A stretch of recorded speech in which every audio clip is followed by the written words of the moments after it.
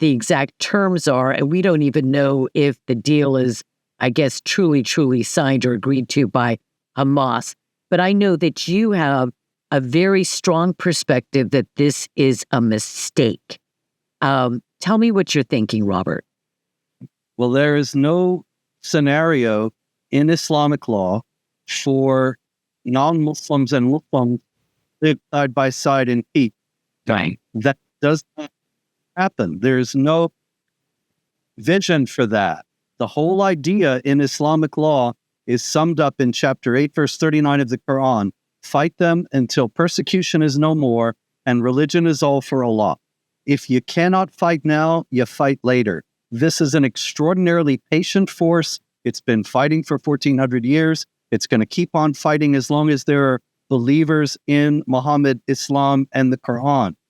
And consequently, for Trump to say that now we're on the pathway to everlasting peace betrays a complete ignorance of the nature, the motives, and the goals of Hamas. And you cannot defeat an enemy you do not understand. Okay. I agree with you that the jihad is forever, right? There is no cessation of jihad. One post I just put up on X was, pray for a long hudna, right?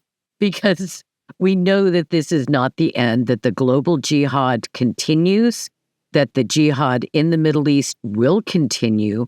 But I also believe that Israel has been fighting valiantly and well with one arm or hand tied behind their back because the chief, or to have two goals, all the hostages returned, and a total defeat of Hamas and removing them from any kind of power. They lay down their arms. Those are competing. Those are not compatible goals during this kind of war when their hostages are there. So they've never been able to go in and do what they needed to do. And they could have ended the war a year ago. Actually, they could have ended the war 2 days after it started if all those hostages came home. But this is a step, don't you think? I don't really believe that most people think that this is truly the beginning of a 500-year peace or anything like that. I really believe that part of this is just Trump's optimistic naivete. I don't think it's that. I don't think that naivete is going to direct what happens next. Maybe I'm just a little bit more hopeful than you are. Well, yes, that would be easy because I don't have any hope in this at all. The naivete, I think, is guiding this whole operation. The whole enterprise is naive from beginning to end. The idea that Hamas is going to stop fighting or want to stop fighting for any reason other than to gather its strength to fight again more effectively, that's naive. Israel was on the verge of destroying Hamas and would have done so if it weren't for the interference of the United States. And destroying Hamas will not end the jihad because the jihad never ends, but it would have set it back years, maybe even decades. Right now, Hamas in Gaza is celebrating, saying Israel has surrendered to Hamas, and they have very good reason for saying that, because Israel had repeatedly stated that it was going to fight on until Hamas was completely destroyed. Now Hamas lives, thanks to Donald Trump. It's a tremendous mark of shame on this administration and on this nation, and it will only enable more jihad violence. Well, you clearly feel strongly about this, and I empathize with what you're saying because there's so much truth to it. However, the idea of leaving those hostages there, to die, I think is the counterpoint that somebody would put here and say, you do what you must and you live to fight another day. Once those hostages are back, if Hamas raises its ugly head again, Israel can go right back in. This is my assessment, and finish the work. Am I wrong? Well, I hope you're right. I just don't know. The problem is, I think that there's no question of leaving the hostages there to die. Israel was conducting operations throughout Gaza, and if it had been allowed to continue, the hostages would have been found. They already found quite a few of them, and so there's no real question about that. The question is whether one allows a group like Hamas to hold the whole nation and the whole world hostage by taking these people hostage. Does that mean that we have to give it a lease on life and allow it to continue to exist? But what is the alternative? So I love this conversation because I don't believe in Pollyanna foreign policy. I know there is no such thing. That's not good. That only leads to destruction and despair. However, I'm looking at this strategically and saying that there is much to be gained with getting these hostages back. Prime Minister Netanyahu, to me, is proven to have been a wise, courageous leader who has endured the most incredible pressure that I think any president has or prime minister for 50 years. I don't know who comes worse, under worse scrutiny and condemnation by the world. And to me, instead of looking at Hamas having won a strategic victory, I'm thinking that Netanyahu, Israel has won a strategic victory, that the tables are turned on Hamas, and that once these hostages are home, they can do what they need to do if they're faced with further violence or non-compliance with the treaty. Sure of that, though? I mean, the problem is, I've been watching what's been going on, and the president said some months ago, Israel has a free hand to do what it has to do. And then they concluded another ill-advised ceasefire with the Islamic Republic of Iran, allowing the Islamic Republic of Iran to survive. And before the ceasefire took effect, Israel was conducting another bombing, which might have taken out the supreme leader and toppled the regime, and Trump stopped them and made them turn back. Okay, that's one thing. The other thing is that Trump himself has said on more than one occasion, on probably 3 or 4 occasions at this point now, that if Hamas doesn't do X, then he's going to say to the Israelis, go ahead and make them pay and show them who's boss. And nothing happened. He drew a red line and then he let them step over it and did nothing. And this is this very hallmark of weakness. I love what he's done with the border. I love what he's done with so many things. And even the fact of his being president is a tremendous blow against the socialist, globalist, deep state cabal that's running the country. And so I have nothing but respect for the man, but he's not infallible. He's not perfect. And he's very wrong in this to keep making these threats. We're going to destroy Hamas now. And then he doesn't. It only just makes them think this guy is just another empty talker. We can do whatever we want, and they certainly will. The thing is, I will not be convinced that Israel will be able to finish the job once the hostages are back, because there will be no more impetus to fight. And they'll say, you got your hostages back. What are you fighting for? So we have to wait for more Israelis to be killed by Hamas. And then they can go in and maybe be able to finish the job, or maybe do another half job and get stopped again. But until more Israelis are killed, I don't think we're going to see any more action against Hamas. Well, what do you think is going to come from this then? Let's just paint the scenario that the hostages come back.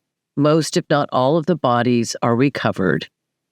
What do you think is going to happen next? Where do you think Turkey, Egypt, Jordan, and Qatar and, curses upon Qatar and Turkey. Where do you think they what kind of action are they going to take, or what is their part? Because I don't really understand the Turkey thing, to be honest with you. What's going to happen next? Well, Turkey has designs on the region because Erdogan wants to reestablish the Ottoman Caliphate. And so there was actually a Turkish official not long ago saying, look, the Gazans were part of the Ottoman Empire. They are Turks, and we need to take care of our own people. What an idiot. Yeah. Well, he's an idiot and Erdogan evil, but are they going to act against Israel? And will they have a free hand to do so? It's very possible. And then there's Qatar. You got to wonder. President Trump said way back in 2017 that they were a lot of trouble and were a chief sponsor of terrorism. Now they're our wonderful friends that we're pledged to defend. And but he's also friends with Xi and Putin, and so we do have to work with. President Trump is a genius in many areas, right? He is, but he is not infallible. He is not a genius in all areas, foreign policy or domestic. And I will have disagreements when they walked back the 100,000 for every year for the H-1B visa, for instance. It was supposed to be for every year, and then unfortunately became just the first time. I was appalled by that, but I do think this: we keep making steps forward, and I think that is important. I appreciate I really think that your voice needs to be heard because it is a voice of hard, cold reality. I do believe that you need to get out your scriptures, pray for some hope in your heart. I'm not criticizing you. I'm just saying, I believe that we have what we have. We have the leaders that we have the situation that we have, and that I believe that God is stronger than all of this, and that... Well, about that. Yeah. But there's been plenty of evil and disasters in the world in the past. That's true. I'm not saying God's not in charge. I'm just saying this is not some guarantee that everything's going to work out all right. There is no guarantee here. That is 100%. This is not, again, I'm not Pollyanna. This is not a panacea. We haven't reached heaven on earth. So God bless you, honey. It's really I'm glad to have you on. And boy, you are passionate about this. I'm watching you on X and reading everything you're saying about it. And yeah, good going, brother. Be tough. Thank you. Be tough. Persevere. Endeavor to persevere. God bless you. I'm very glad to have you back on. It's wonderful to see you. Thanks for having me on.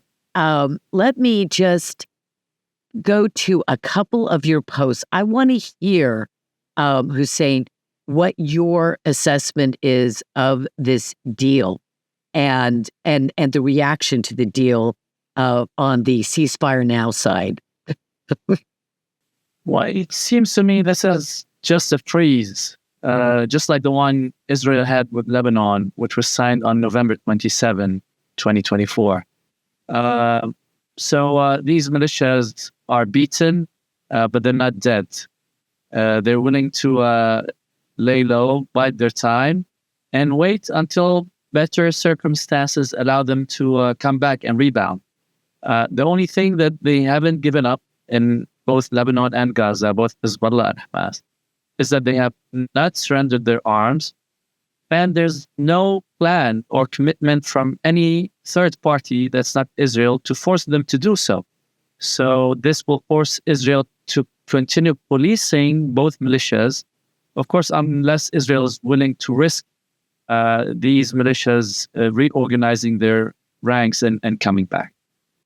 Well, what do you think these various Arab and the Turks, Arab nations and the Turks, what part are they going to play? Because it seems to me that they're being put in the center of this sort of, their reputation is on the line. And that is a double-edged sword, too, because their reputation with their people and the reputation worldwide, they have to balance that. in whatever way they think is in their best interest. But you're saying that there's no real demand for Hamas to lay down their arms. There's nobody but Israel that is going to force them to lay down their arms. That's a pretty volatile situation. What do you think is going to happen? President Trump's plan clearly says that they should lay down their arms. Now, this is not part of what we've seen so far take place or gets agreed upon in Egypt. They're saying this is only phase one. No one knows when phase two will ever happen, if it'll happen. So we're not sure whether Hamas will ever commit to that. And the week that separated between President Trump announcing the plan and what we see today. This week, if you monitored Hamas's statements, you would have noticed that there's one thing that they were not willing to give up, and that was their arms. They offered a few ideas. Number one, they said they were willing to relinquish all their offensive arms and keep all their defensive arms, whatever the difference is. What is the difference between an offensive and a defensive arm? At this point, I don't think there's any. So that's probably just a ploy, just like a game to allow them to keep their arms. And number two, they said they're only willing to surrender their arms to a Palestinian state, which is a virtual state and a virtual promise. So in both cases, what they were technically saying was that we will keep our arms no matter what settlement we get with the Israelis. And I think what you saw happen in Egypt is that they just kicked the can down the road. So they said, okay, the first part, stop shooting, the hostages get released, prisoners get released. But where's part two? Part two, which is really important, is to get Hamas at least disarmed, if not ejected from the strip. This is not in the deal. And as long as this is not in the deal, I'll keep on calling the deal a ceasefire, not a peace treaty. Yeah, that's a really good point. Is there some sort of mechanism or timeline structure that requires the hostages to be released before the release of the terrorists and the murderers that Israel is going to be handing back over, some of which were captured during or that participated in October 7th. So, we're talking about bloodthirsty murderers and rapists and torturers of Israelis and children. So do the hostages have to come over first? Because I can't remember, is it 1,700 murderers and jihadists have to be released? Well, I don't think we have a problem of sequencing here, especially that the United States is throwing its weight and credibility behind this. So there's no situation in which one party lives up to its promise and the other party doesn't. So we are sure that three things will happen. The shooting will stop. The Hamas will let go of the hostages and will search for whatever dead bodies remain. And Israel will also release all these Palestinian prisoners in Israel. These three things will happen. The sequencing doesn't worry me. I would say Israel will release these Palestinians only after Hamas has released the hostages. Agreed. But that's not an issue because we know that these three things will happen. So what I'm saying is that, okay, after these three things happen, of course, we can add a fourth stipulation, which is Israel will withdraw up to 53% of the Gaza Strip. Which part of the 53? Which part of the Gaza Strip are they? Are they going back to a perimeter line around the whole thing, or is it from north to south, south to north? How's that working? The maps that we saw, I think it's a perimeter thing. And the 365 square kilometers that Gaza is will be shrunk by almost half. And Israel will be keeping the half. So And if we are to apply what we saw Israel do in Lebanon, Israel will likely keep this path depopulated and a closed military zone. So the IDF will be stationed there, observing and maintaining the buffer zone, but there'll be no Palestinians coming back. And of course, there'll be no Israelis. I mean, I don't think Israelis will be willing to live in this military buffer zone. But so this is good from a military and security perspective. But on the longer term, I think what Hezbollah will do, and the same thing Hamas will also do, is that they will claim that this territory is theirs, and this makes their resistance, what they call resistance, legitimate.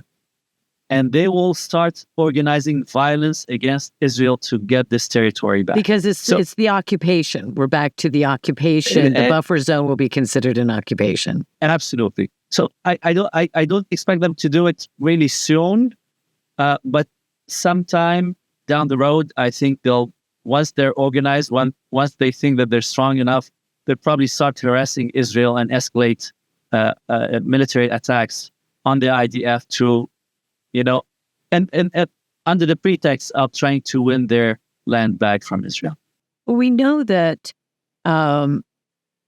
that the population of both the Judea and Samaria, or the western bank of the Jordan in the PA, that they are fully for continuing the war. The vast majority of them. That survey just came out, I don't know, in the last several weeks. I think it was. So they want to continue the war. And we know that the Gazans, I think the majority of which on the day of October 7th and 8th and right afterwards were fully for the war. And I think they're less so than those in the PA in the Western Bank. But so I don't think that there's any illusion that there's a heartfelt repentance on the part of any of these people in those territories.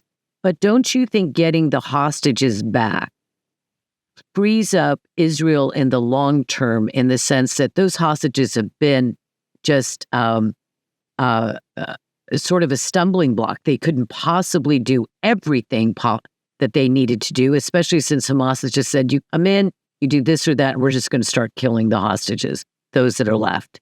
So is this peace, this hudna, this peace deal, a good stepping stone, but the agility and the ability of Israel and the United States to walk anything back they have to because of Hamas's or Gazans or the Palestinian Authority or Islamic Jihad's next actions is just, well, come back strong. You're rested. You're in a perimeter position. I'm assuming they're going to be down on the Rafah border with Egypt too, right? Yes. And so that ostensibly prevents, you tell me, the same kind of movement into Gaza of illicit arms. On your first part of the question, of course, the Palestinians and the West Bank will be more supportive of war, and by extension, the friends of the Palestinians in Europe are even more supportive of the war than the West Bankers. And there's a saying in Arabic. I'll try to translate it loosely. It says that the one who counts the beatings is not like the one who suffers them. So if you're just watching and counting, it's much easier for you to call on things to go on. Say it so I think in this Arabic. is the case that we have. You're supposed to say it in Arabic first. Okay. Well, in Arabic it says يلي بياكل عصي مش مثل اللي بعدهم. Okay, I'm going to remember that. I won't say it in Arabic, but I am going to remember. That's very good. So the Europeans, I heard Macron is taking credit for this deal. I didn't see it, but it's really easy to call on Palestinians to resist if you're sitting in your coffee on your coffee sofa in Paris or in Stockholm or anywhere in Europe. But if you're there, if your parents are there, I mean, I know my parents lived in Beirut. When the war was on and everyone was calling on Hezbollah to fight, I'm thinking, well, it's free to you. I mean, to people like us with stakes, with skin in the game. I mean, it's that we wouldn't call on Hezbollah to fight. We would call on Hezbollah to surrender. So that's part. On the military part, I think for the time being, the countries that we're calling the guarantors, Egypt, Turkey, Qatar, and the United States, I think for the time being, there won't be any shooting. But sooner or later, we are almost certain that Hamas will try to come back. And now this is where it gets tricky. What will make Israel move? What will be Israel's threshold? Because military is not only shooting. If you dig a tunnel, is this part of coming back? If you get a military vehicle, you drive a bunch of military vehicle to Gaza, is this part of armament? So there are so many things that you can do that cannot be described as actual war or military preparation, but they are supportive of military in terms of logistics. So the question is, when does Israel decide to resume policing or start policing like it does in Lebanon? Because in Lebanon, despite the cessation of hostilities, Israel continues to police Hezbollah by striking from time to time, making sure that they don't come back. What we call the maintenance strikes. So when will these strikes start taking place in Gaza? Now, mind you, October 7 changed the Israeli defense doctrine drastically from containment before October 7 to preemption after October 7. So Israel is not willing to tolerate any threat. It's a new game. Israel's changed forever. Absolutely. Just like the world. So if this is the case, the minute Hamas or the Islamic Jihad, try to come back, I think the Israelis will have to move. Then who can guarantee the ceasefire that the guarantors are, they're guaranteeing for now, but, God knows until when. So all these questions are still up in the air and they're not part of the deal. And that's what makes me say, okay, this is it. This is great. I'd love to see the hostages come back. I'd love to see everyone take a break, whether in Gaza or Israel or Lebanon. But this doesn't look like to me a permanent peace deal.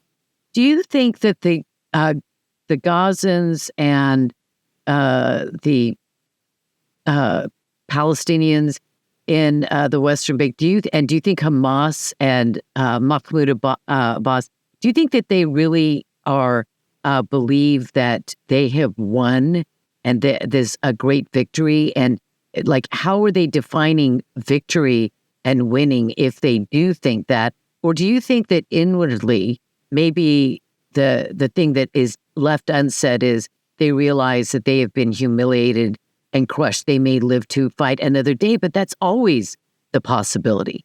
No matter what kind of deal that would happen, they can always live. The Germans and the Japanese could have come back, 30 years later if they wanted to. Do you think they're humiliated inside? They know that they've been crushed? Or do you think that they believe that they've won a victory? Or is all that victory, we've achieved a victory just for public consumption and propaganda? I'm absolutely certain that the first thing that Hamas will say after the ceasefire and the exchange of hostages and prisoners is that we beat Israel because they wanted us gone and we're still here. And, you can mark my words and take my statement to the bank. I believe you. I agree with you 100%. This is the exact same thing that Hezbollah did. Now, mind you, what these people do, amazingly, is that they move the goalposts. So in Lebanon, what Hezbollah promised when they started the war against Israel, they promised that Israel will never take an inch of Lebanese soil, that they will defend Lebanon and that they will support and this and that. So now we know that Israel is inside of Lebanese territory. So now they claim victory, but they said, they changed the premise. They said, well, Israel wanted to come all the way to Beirut, but we stopped them 5 kilometers, 3 miles into Lebanese territory. And they believe themselves. And their supporters, of course, their partisans are just clapping anyway. So now this is the new narrative. So if we go back to Hamas, all of these supporters of Hamas will forget that the original plan was to take out Israel, to just destroy all of Israel completely, and turn it into Palestine.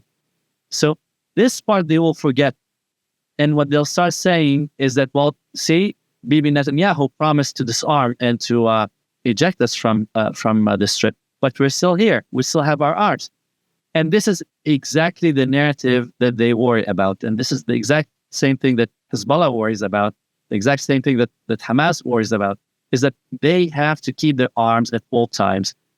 This is what they do for a living. Listen, if they give up their arms, these people are not governments. If you dug ditches for a living, you'd want your shoveled. You don't want to keep that shovel. Absolutely. And the same thing applies to Mahmoud Abbas, who's a peace processor. He's not a governor. His mission is to keep on talking peace forever without actually getting to peace in his life. Well, let's talk just for a moment about an abomination called a two-state deal, because that's an impossibility. And I know during this last 2 years that the vast majority of Israelis, those who formerly were for a two-state deal, have left the dark side and come over to reality and realize that is a horrific error and can never happen. So I believe that even though, out of tragedy, God always brings good for those who love him, and he will bring his sovereign will to bear and his ends to take place. And I believe that some positive things out of the horror of October 7th and this 2 years of war are that Israel's mind and heart has been transformed. They are now realizing that they can never have real peace with the jihadists on both sides on their borders. And that's a huge victory, because there were so many delusional peaceniks in Israel before. I think Netanyahu's strength and standing firm, and even though President Trump he has as I was talking about earlier, a naive idea of the Middle East and having this perpetual peace that he's talking about. But their strength and their foreign policy and conduct of the war is the only reason that and treating Hamas like terrorists instead of treating them like co-negotiators, like Yasser Arafat was so disturbingly treated as. I think that some major changes have happened, and you could look at, well, yes, Europe is so against Israel now, and the whole world's against Israel, but that's seeing with your eyes instead of your spirit. I believe that major positive gains have been made here, and once those hostages are back, Israel will be in a position of strength. And going back to what I was originally asking you, that was kind of a meandering thing. I'm doing the Trump weave. A two-state deal should be forever out of the question. What do you think is going to happen next with the proponents of that abominable delusional doctrine? So let me ask this question differently. Suppose that instead of the Palestinian Authority and Hamas, you had the Bahraini government or the Emirati government, the UAE, the government and the people living in this piece of land. Do you think Israel would have not given them not only a state, like a state and plus half of Israel on top of it?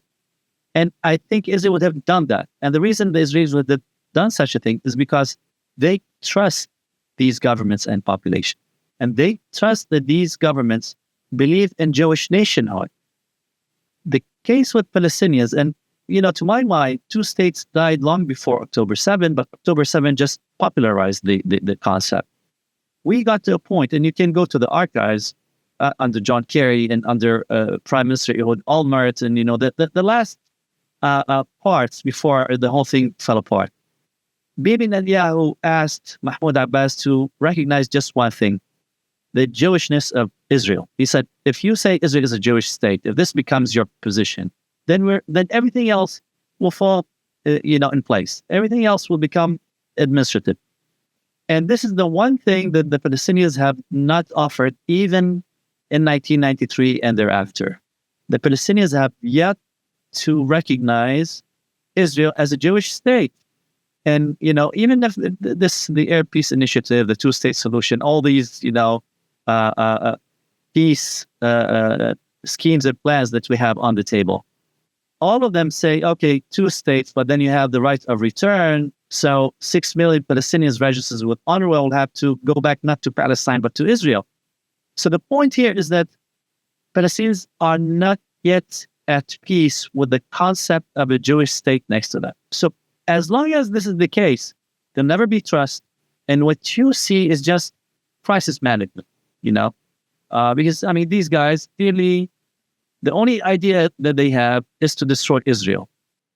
But not long ago, when some idiot in Europe, no doubt, I can't remember who it was, said that, we've got to, we're going to vote and we're going to recognize Palestine as a state and blah, blah, blah. And the Israeli government, I don't know if it was Netanyahu or who, said, well, the moment that happens, if the UN declares Palestine a state in any substantive way, which they have obviously no power and authority to do that. However, we will just declare our sovereignty over the West Bank, Judea and Samaria, and there you go. And I don't know what's happened. I've been wondering, I haven't heard that discussed again. I know that in the so-called peace deal that there's supposed to be no annexation.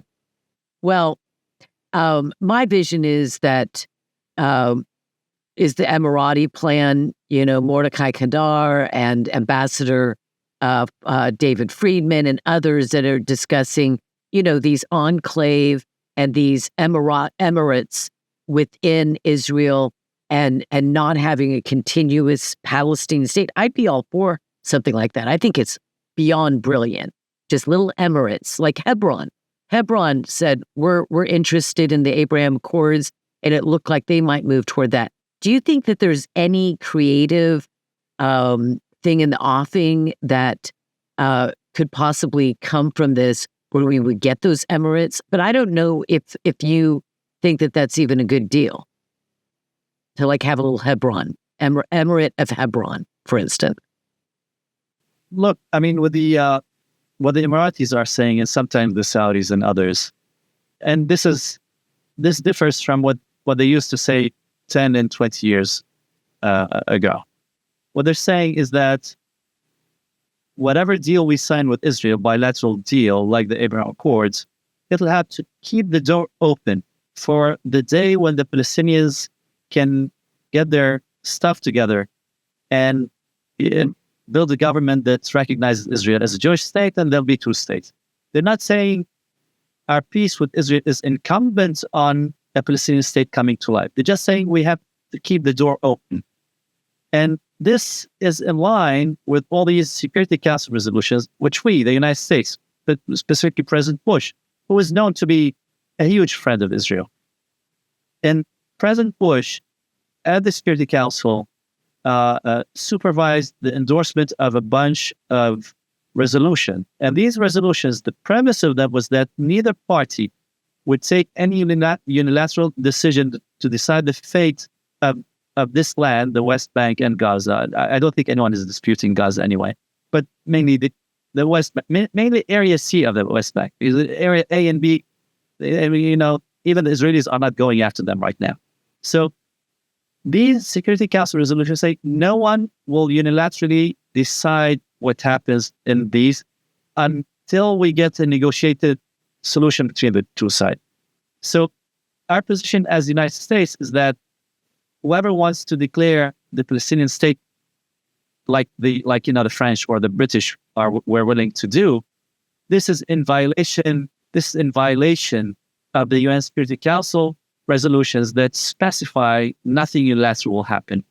By the same token, the US often says, okay, we cannot recognize sovereignty over the West Bank, Israeli sovereignty over the West Bank, from the same perspective, that this will have to wait. So the U.S. position is that this is a disputed land, and until everyone agrees on what should happen, it remains a disputed land. So